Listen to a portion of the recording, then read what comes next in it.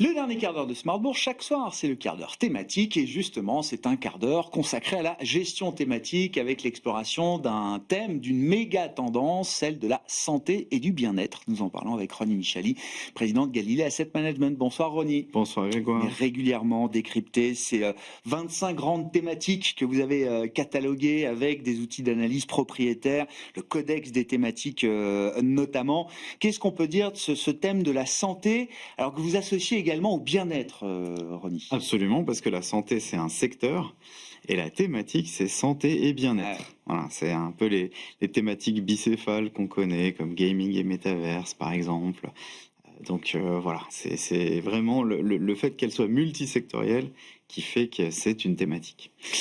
Donc on vérifie toujours, Grégoire, si la thématique est structurelle, internationale et transversale, avant de pouvoir investir dedans, puisque on vérifie que c'est une thématique d'investissement en vérifiant ces 3 points-là. Ouais. Donc en fait, structurelle, eh ben, on va regarder si elle est soutenue par des méga-tendances. Et elle est soutenue par beaucoup de méga-tendances. C'est peut-être l'une des thématiques les plus soutenues par les méga-tendances. Alors, au moins 4, la croissance de la population mondiale. D'ici 2050, il y aura 2 milliards d'habitants sur Terre en plus. Le vieillissement de la population, évidemment. L'allongement de la durée de vie fait que on va avoir une augmentation des maladies chroniques. La dégradation de l'environnement et l'augmentation de la pollution qui a un effet sur la santé. Et aussi l'essor de la nutrition artificialisée, c'est-à-dire la surconsommation de sucre et de produits ultra transformés. Donc ça, c'est vraiment des méga tendances qui sont en train de façonner, même si on essaye de s'y attaquer pour certaines, Bien sûr. mais c'est quand même des tendances lourdes qu'on a observées. Et il y a aussi, je dirais, une cinquième qui peut se rajouter, c'est l'émergence des classes moyennes, puisque évidemment, quand on sort de la pauvreté, on a accès plus facilement aux soins et même au wellness, Au bien-être. au bien-être. Bien sûr. C'est même un objectif. Quand Exactement. on sort des classes les Voilà. moins favorisées, on a envie d'accéder à ce bien-être dans un premier temps. Absolument. Ouais. Et donc, un exemple pour la proportion de la population mondiale des 5 à 19 ans, donc les enfants touchés par l'obésité, elle a triplé depuis 2000. Elle était à 3%, elle est à 9%.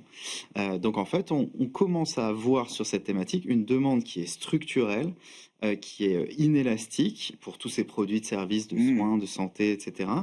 Et finalement, ça donne à la thématique une stabilité qui est assez rare dans les marchés et qui est plutôt indépendante des cycles économiques. Bon, structurel, thématique internationale également. Très rapidement. Évidemment, la population croît et elle vieillit un petit peu partout. Alors, il y a des endroits où elle croît plus vite que d'autres. Voilà. En l'occurrence, il y a des endroits où elle a arrêté de croître. Mais effectivement, au global, il y a quand même ces tendances, notamment vers le vieillissement de la population. On est d'accord. Donc, dans les pays émergents, on a l'accès aux soins qui progresse, je disais, l'émergence de la classe moyenne. Et dans les pays développés, on a le vieillissement qui implique des investissements massifs en termes de santé. Un chiffre, aux US, les dépenses de santé totales, publiques et privées, c'est 5,3 trillions en 2024. C'est projeté à 8,5 trillions en 2034. Donc ça augmente, alors avec une population qui augmente pas tant que ça finalement. Et le marché du bien-être, la wellness economy, comme on l'appelle, elle a un taux de croissance annuel de 7,3%. Donc c'est assez fort. Et enfin, transversal, bien sûr, il y a le secteur de la santé, dans santé et bien-être, avec les pharma, les biotech. Il y a la consommation avec la nutrition, les compléments alimentaires. Il y a les infrastructures avec les hôpitaux, par exemple, mais aussi le fitness, les spas.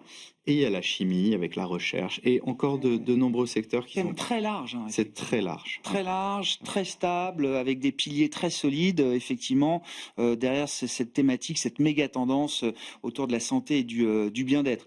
Que disent les prix et les valorisations de cette thématique? Là aussi, c'est l'outil qui vous permet d'analyser la dynamique des prix de la thématique et son niveau de cherté, de valorisation absolue et relative par rapport aux grands indices. Qu'est-ce qu'on peut dire? Absolument. Alors, si on parle des perfs, déjà, sur la thématique, on a un début d'année difficile. En avril, Trump nous dit qu'il veut rendre les traitements abordables pour tous les Américains.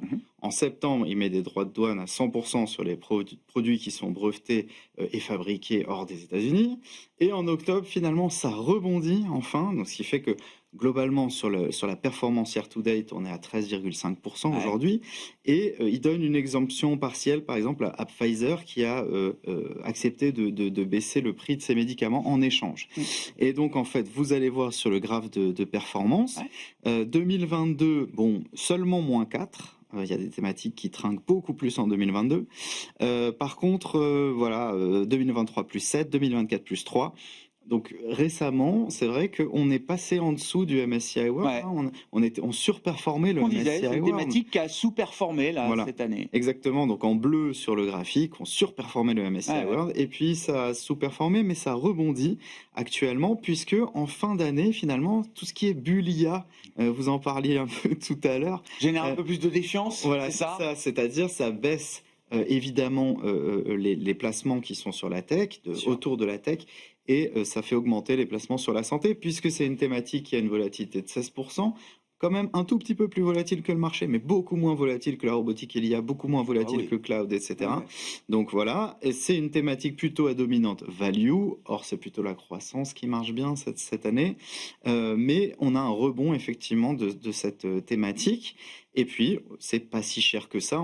Bah oui, c'est ça, On a ouais, un la valo est deuxième. pas si élevée que ça, aujourd'hui, hein. Voilà, sur le deuxième graphique, toujours en bleu, hein, on voit qu'on est réellement sur une décote par rapport au marché. 18 fois versus le MSCI qui se paye plutôt 24 fois. Et si on regarde sur long terme, finalement, on a une performance de 8,5% par an, ce qui est très correct dans ce niveau de volatilité.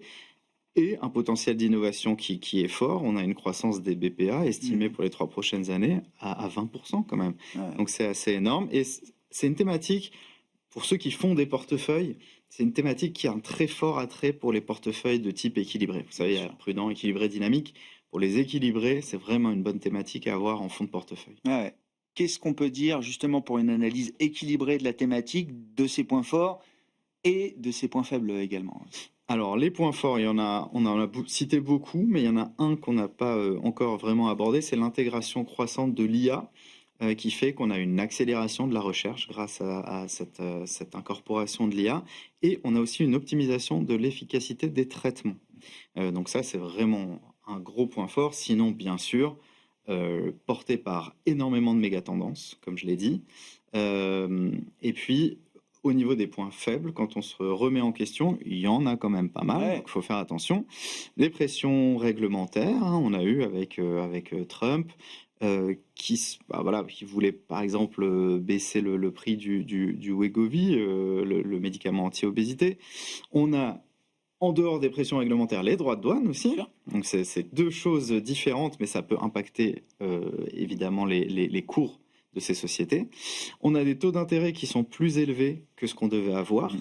Mmh. Et surtout, la probabilité de baisse des taux, elle est en chute libre en ce moment Ouais, au oui, niveau de la il y Fed. aura quelques baisses de taux, mais pas autant que C'est ça. certains pouvaient l'imaginer il y a quelques mois encore. Or, c'est une thématique dont Ouais. les boîtes nécessitent beaucoup de R&D. Mmh. Et donc, évidemment, cette R&D, elle se fait à des coûts plus chers. Donc voilà. Et puis, quand même, en termes de points faibles, c'est très subjectif, mais quand même, c'est une thématique qui est value, qui est défensive, c'est des valeurs ennuyantes. Et évidemment, les gens qui voient évidemment les performances qu'il y a sur la tech récemment, ben, il y en a Ouais. qui ont pu jeter l'éponge, et ça a pu être une thématique un peu délaissée du fait que les perfs étaient dominés par les Pas assez thématiques autour de hype, la quoi. tech.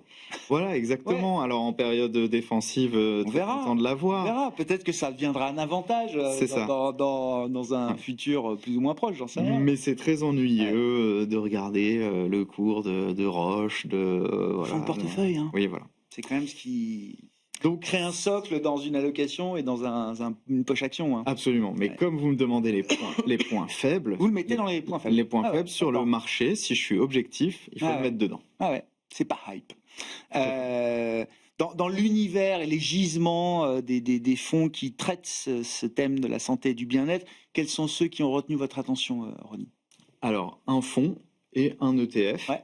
Alors, un fonds de chez BlackRock. Alors, BlackRock est très connu pour les Oui. ETF, mais là, c'est la partie gestion active de BlackRock. C'est BGF World Health Science. C'est un très gros fonds, 13,5 milliards. C'est un fonds qui est historique. Il a été lancé en 2001. Il est presque emblématique de la gamme thématique de BlackRock. Ouais. 442% depuis son lancement. Donc les Sur ceux 25 ans, ouais, voilà, pas mal. ceux qui sont là depuis le début, ils sont assez contents.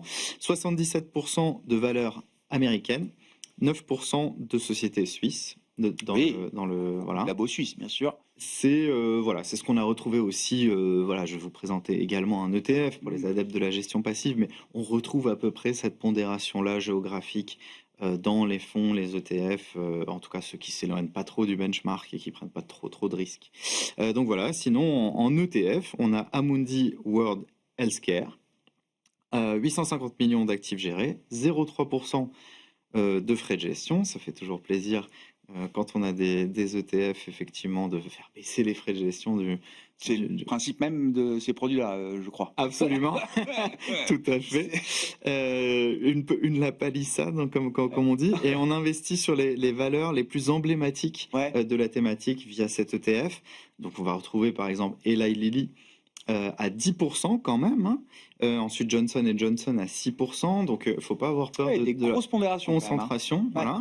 Et 72% d'US et 9% de Suisse. Donc, ce qui correspond au fonds de BlackRock, effectivement, en termes de répartition. Absolument.